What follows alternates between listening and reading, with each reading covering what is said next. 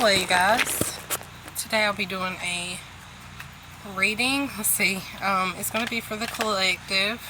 It's going to be a collective reading. It's going to be a love reading. How about that? What do we need to know in our love lives? What lessons do we need to learn in our love lives? Okay, so we have the waiting game, but it was in the reverse. Some of us need to learn patience in our love lives. Guilty here. So some of us are not being patient. I'm getting that with the waiting game reverse. We're not waiting. We're just wanting things to happen, and it takes time for things to grow sometimes. So what do we need to learn, and what lessons do we need to learn in our love life for the collective? What lessons do we need to learn in our love life for the collective?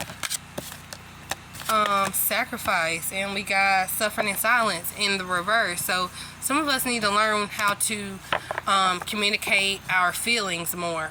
Stop suffering in silence. It's in the reverse. Communicate how we feel. Let people know how we feel. We don't know how people feel about how we feel until we let them know how we feel, right? So that's the lesson we need to learn. We need to learn, some of us need to learn sacrifice, meaning there's going to be times that are not so great in our relationships, but we still try to bring something to the table at those times. At that time, we need to at least give 80%.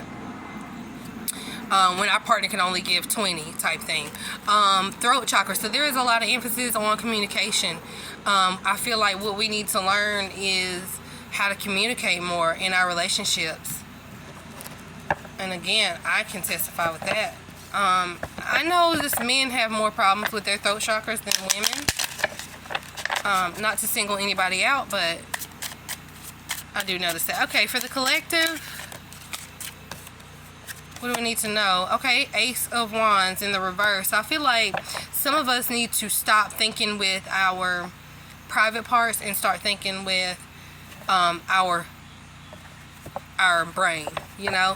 So a lot of us may have more sexual things on the brain, and we need to be more like communicative and more mental in our connections. And again, we got the Knight of Swords in the reverse, so there needs to be more thought put into connections and not just sex or being sexually focused. The lesson we need to learn is to have that mental clarity first.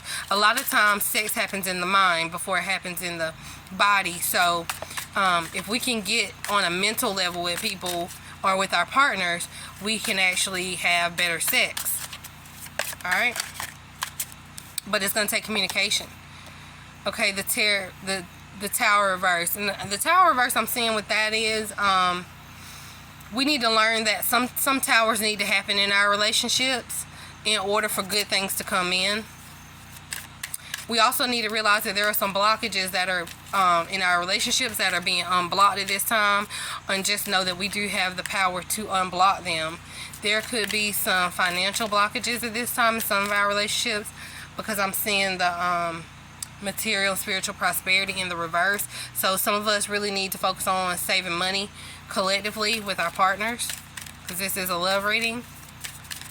Alright, give me 2 love oracles cards. What do we need to focus on collectively, all signs?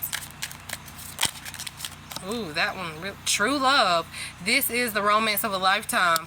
So some of you guys, if you're wondering if it's worth it to invest in this connection that you're in currently, this connection could be with a air sign. There could be a water sign.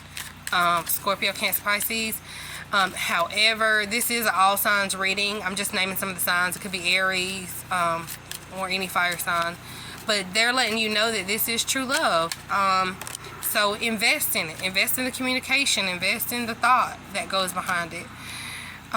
Religious factors. Your love life is influenced by your religious upbringing and spiritual path. Okay. So maybe some of you guys are not praying, or some of you guys are praying and your partner may not believe in that. So maybe religion needs to be something that you guys talk about.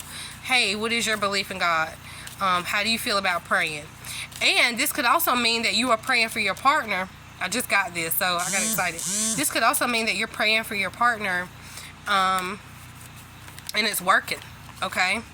So just know that your prayers for your partner are being answered, and there's some good things that's helping your partner in your path and you as well. Release your ex. Time has come to clear your energy. Oh wow. So how many times do we say that we release our ex, and then we think about them, or we open our energetic field back up to them? But we're getting the message here today to release our ex. You know, don't let them back in. Cut the cords, okay? Because we don't want our exes to sacrifice what God is trying to do in our current relationship, okay? And for some of you guys, if you don't believe in God, if it's Buddha, if it's the Virgin Mary, you know, whatever your religion is, yeah, universe, you know, with the powers that be, how about that? What they're trying to do in your relationship, your ex could be a factor in, like,